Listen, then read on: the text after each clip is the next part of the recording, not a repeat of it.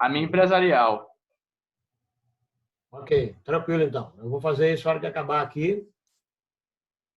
A gente pode então passar para civil? Podemos. Ok.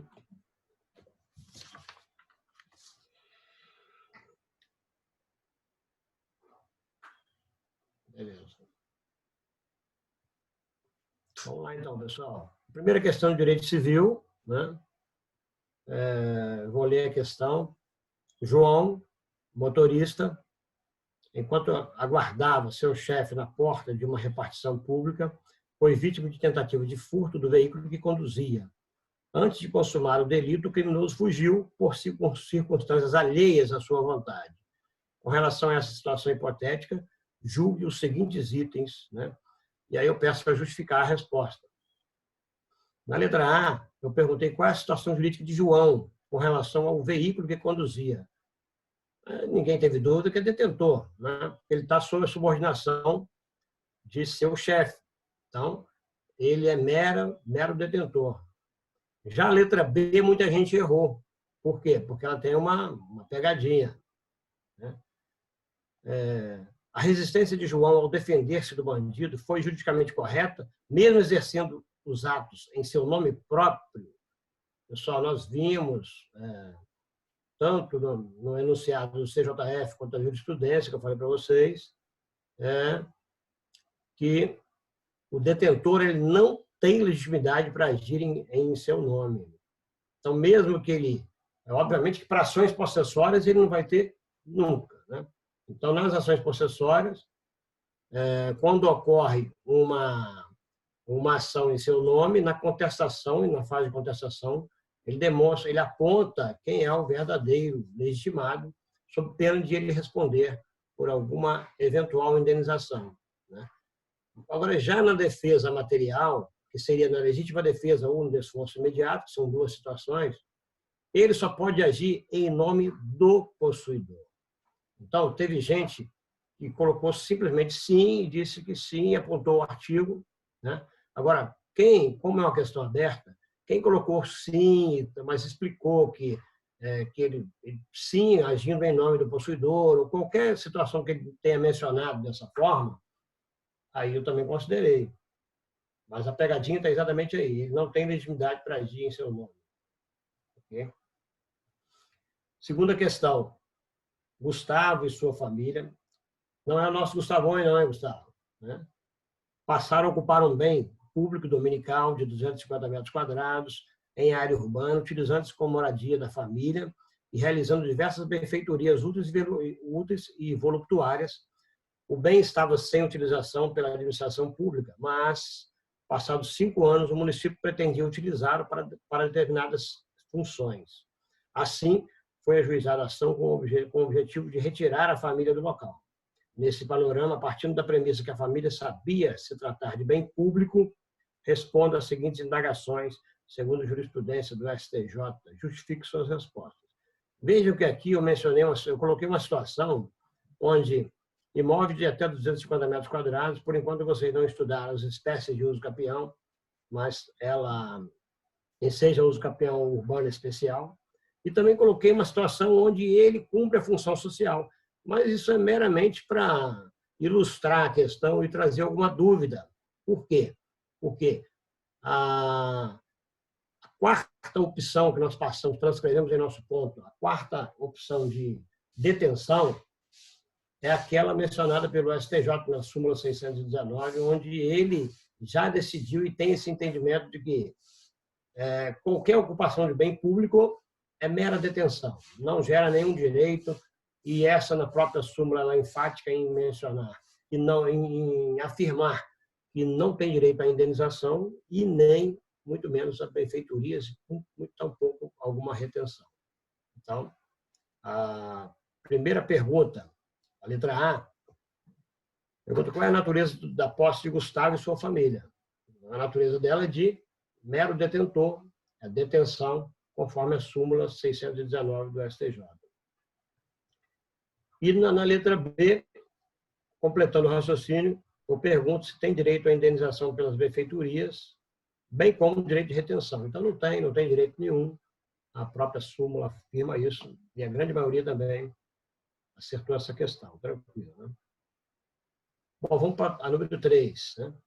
A número 3, Francisco Carlos, sorrateiramente, ocupou a fazenda Santa Luzia, que pertence a Roberto. Nela, erigiu benfeitorias necessárias e úteis, além de colher os frutos que já se encontravam na hora da colheita. A ocupação da fazenda acabou por provocar vários danos pelo rompimento de uma represa que supria toda a área com sistema de irrigação.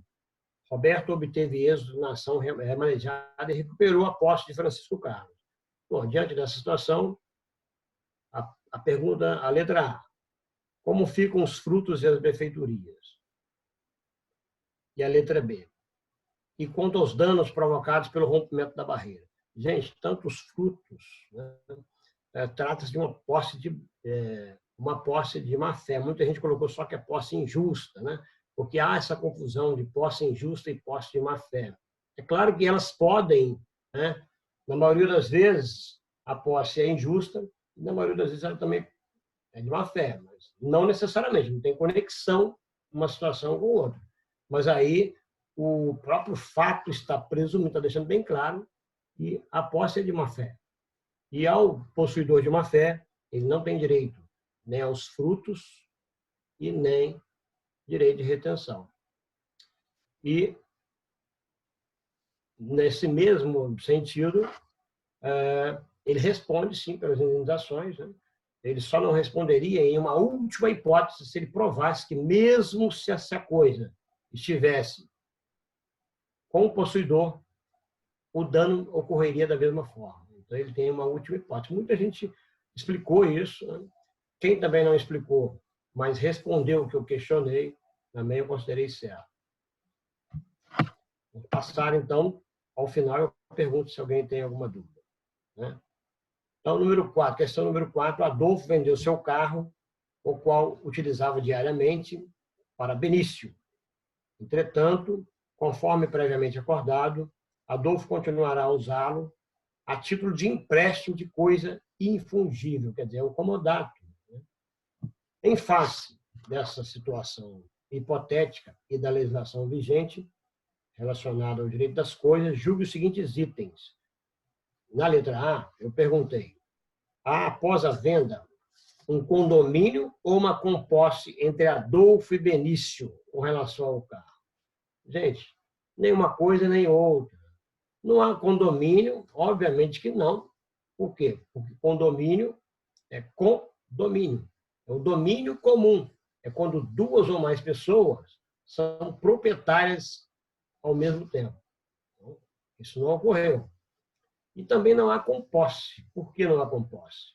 Porque a posse, a composse ou a compossessão é a posse comum, né, entre duas ou mais pessoas quando possuem a mesma coisa ao mesmo tempo.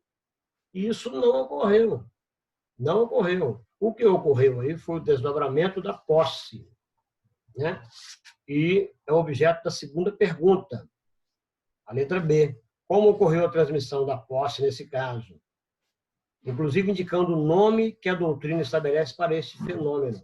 É o constituto possessório, a grande maioria também respondeu corretamente. Então, na verdade, não há nem uma coisa nem outra. Aí teve aluno, não, mas você perguntou se é isso ou se é aquilo. Gente, numa questão aberta, vocês têm que ter o discernimento de escrever. Então, quando você vai fazer uma questão aberta, não significa que você está escrevendo certo ou errado, desde que você justifique o que você está respondendo. Então, a resposta seria não há nem condomínio, nem composse. O que houve aí, né? Passa a ter a posse direta e a posse indireta, há uma inversão da posse através de um instrumento contratual, uma cláusula constituinte ou um instituto chamado constituto possessório. As duas últimas foram dissertativas. A número 5, eu pedi para vocês falarem das duas teorias, né? A teoria subjetiva de Savigny e a teoria objetiva de Ehring. Eu descontei alguns pontinhos em algumas pessoas aí que, além de inverter a concepção das teorias, pô, houve erro grave aí ao escrever o nome dos teóricos, né? Então, não é justo para aquele que tira 10, tira 4, no caso, tira 10, para se houver algum erro meio, né? Até porque está lá no nosso conteúdo. Né? E a número 6, eu pedi para discorrer sobre a possibilidade de uma pessoa poder somar a sua posse com a posse anterior, que é aquela situação da sucesso possessiones, né? Onde ela pode ocorrer de forma universal ou singular. Né? Quando você tem uma sucessão universal, a soma da posse é obrigatória. E quando você tem uma sucessão singular, a soma da posse é facultativa. Sucessão singular seria uma sucessão testamentária. E a sucessão universal ocorre com a saicine, né? onde contempla os herdeiros. A partir do momento que se abre a sucessão, os herdeiros já passam a ser possuidores e proprietários. Então, nesse caso aí, a soma das posses, ela ocorre de forma automática. Então, se existir, por exemplo, algum vício na posse anterior, obviamente que você vai receber a posse com aquela mácula, com aquele problema. Se for uma posse de má-fé, ou se for uma posse injusta, ela vai contar o tempo também daquele ônus. Ok, pessoal? Bom, então agora eu posso abrir para perguntas. Ô, Elis, é a Nelise aqui. Você já viu a minha nota, já eu achei aqui no e-mail. Ah, Tá bom? Encontrei. Obrigada. Eu tive uma dificuldade, porque depois que eu tinha corrigido a metade das provas de 3 turmas, simplesmente meu computador aqui, ele perdeu os arquivos, eu até contratei um técnico, ele veio aqui, revirou o HD, ele só não formatou a máquina, mas eu tive que corrigir tudo de novo, e como eu estava controlando pelos e-mails, depois eu tive que retornar e fazer tudo novamente. Então pode ser que tenha passado algum e-mail sem eu enviar a nota, mas... Tá, entendi. Tá, joia.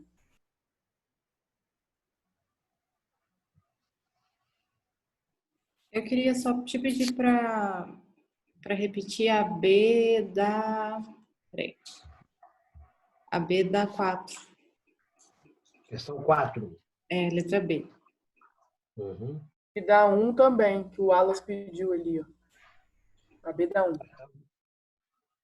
Então, vamos primeiro para o número 4, que a Sara está perguntando.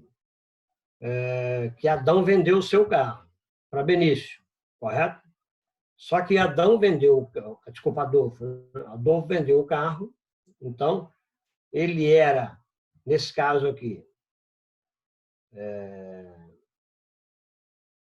ele era proprietário e, conforme previamente acordado, Adolfo continuará a usá-lo. Né?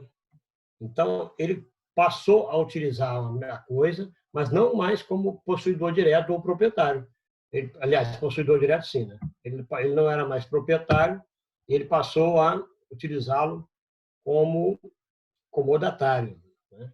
Então, a questão B, ela pergunta exatamente isso. A indagação da letra B é como é que ocorreu essa transmissão da posse? Né? Aqui eu deixei bem claro que foi pelo instrumento contratual. A questão ela menciona isso. Entretanto, conforme previamente acordado, Adolfo continuará a usá-lo a título de empréstimo de coisa infungível. Então, previamente acordado significa que foi através do instrumento contratual. E aí quando você tem a posse fictícia, né, ou ficta, você transmite a posse, não a posse real. Porque o correto aqui seria o seguinte: Adolfo tinha a posse, teria que entregar a Benício o automóvel e depois, nova transmissão da posse, nova tradição, Benício devolver para Adolfo a título de comodato. Então, para que haja uma posse ficta, né, basta no instrumento contratual inserir uma cláusula, que é chamada, nesse caso aí, a cláusula constituinte ou constituto possessório, que há essa transmissão da posse de forma ficta, através do instrumento contratual.